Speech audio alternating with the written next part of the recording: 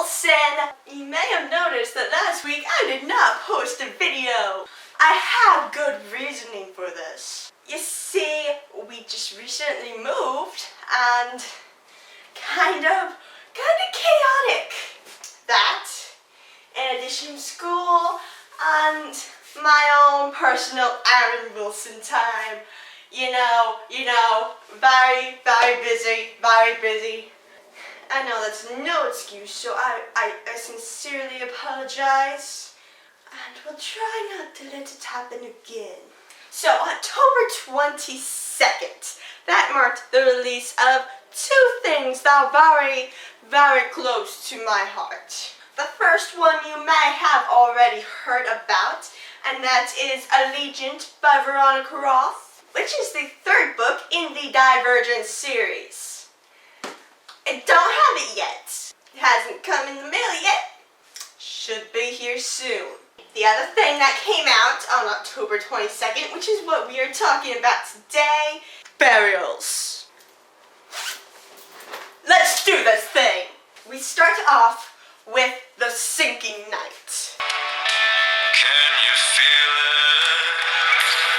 I think The Sinking Night was a great opener. It really just kind of set the tone, and I think it was great. Did great to just kind of give you a feel for the album, give you an idea of what was to come, but still, it didn't give everything away at once.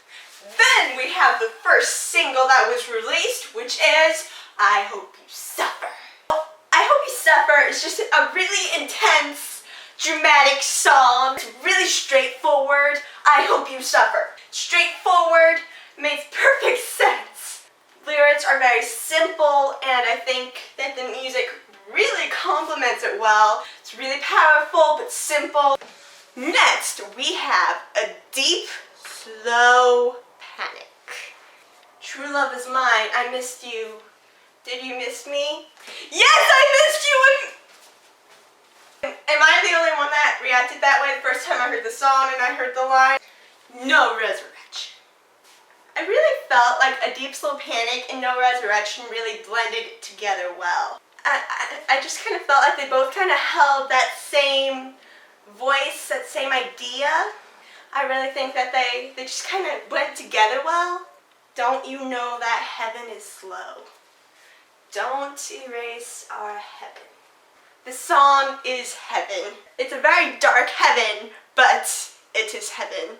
17 Crimes. 17 Crimes really is kind of one of the more pop-ish songs on the album. I don't think you really realize just how emotional and deep this song is until you actually get past how popish it is. But I really love that song, and when I heard it live, it was very deep and emotional and strong. And I think it's really easy to look past that, especially when you're just listening to it. If you're watching the video, we'll tell you what that video reminded me of though. Next, we have The Conductor. The first time I heard it, it was just, I know these words, but I do not comprehend the song. What does this mean? What? Bleed into black clouds, and I will lick them clean. Turn to a tourniquet and cinch yourself to me. What does it mean? It's like a twisted Dr. Seuss. It's a very twisted Dr. Seuss. It takes a few times listening to it. I think it's one of those songs that's better to listen to in context with the album. Just the first time you listen to it, it's just, what is this? Heart Stops. This song is the catchiest song on the freaking album. I cannot get that song out of my head. I will just be standing around. I'll be doing homework, or I'll be reading a book, or I'll be talking to my friend, and all of a sudden I'll just start singing it. Heart stops beating. Yeah, I'm not gonna make you listen to my singing. And I feel like Heart Stops, it just kind of bleeds into Rewind. They just kind of flow together nicely. I don't know. I think the entire entire album just kind of flows together. It's one just kind of continuous storyline. The Embrace, that one is kind of haunting. I heard that neither Davey nor Jade remembered actually writing that song. It just kind of mysteriously showed up one day, and they both liked it, so they put it on the album, but neither one of them actually remembers writing it. Wild, that one, I love that one. That's probably my favorite song on the album. And I really feel like if you had to sum up the entire album into one song, personally, I feel like Wild would really encompasses the entire album right there. Now I'm singing Ashamed that all my words are the same because I'm singing Betrayed. Greater than 84.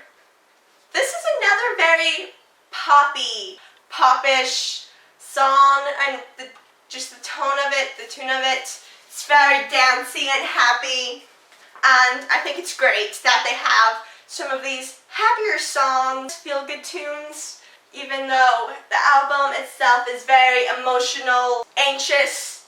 That is a very interesting song.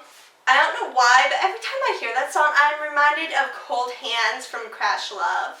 I just kind of felt the same idea from both of those songs. The Face Beneath the Waves. This song just kind of gave me chills the first time I heard it. I don't know, something about it, it's just very haunting. I'm going to quote The Embrace to describe it. The entire album is like pushing poisonous thorns in you.